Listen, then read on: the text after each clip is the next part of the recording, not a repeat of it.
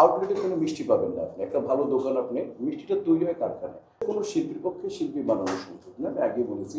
অনেকে বলে শিল্পী সমিতির উচিত কি শিল্পী বানানো উচিত ছিল না। আসলে শিল্পী সমিতি হচ্ছে বা শিল্পীরা হচ্ছে একটা জাস্ট আউটলেট। আউটলেটে কোনো মিষ্টি পাবেন না আপনি। একটা ভালো দোকান আপনি মিষ্টিটা তৈরি হয় কারখানায়।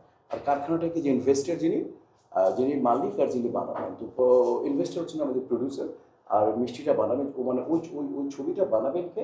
আমাদের পরিচালক। তো আসলে শিল্পী তৈরি করবে পরিচালক এবং প্রযোজক, প্রোডাকশন হাউস। এই শিল্পী তৈরি করতে পারে না।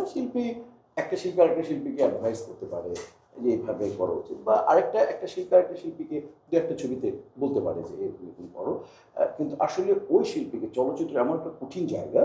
এক্সট্রিম মশার কয়েল প্ল্যান্ট ফাইবার দিয়ে তৈরি। ডেঙ্গু, চিকুনগুনিয়া বাহি সহ যে কোনো মশার বিরুদ্ধে দেয় এক্সট্রিম সুরক্ষা। যে সোজা কথা বলি যে অভিষেক বচ্চনকে নায়ক বানাতে পারেনি, বা চলতে হবে, নিজে চলতে হবে, নিজে গুণে গুণান্বিত হতে হবে, নিজের এমন কিছু পারফরমেন্স লাগবে, দর্শক, হল মালিক বলবে, প্রযোজক বলবে, সব মানে প্রোডাকশন থেকে আরম্ভ সবাই বলবে ওই আর্টিস্ট কেনেন, এবং নিজের কিছু স্পেশালিটি শো করতে হবে যেটা অন্য 10 জনের মধ্যে নেই। সুতরাং নিজে গুণে গুণান্বিত হতে হবে। আজকে সাকিব খানের জায়গায় মিশা সদরে যায়, নিজের স্বকীয়তা দিয়ে আমরা এখানে এসেছি। লাস্ট 3 প্রশ্ন, তারপরে একটা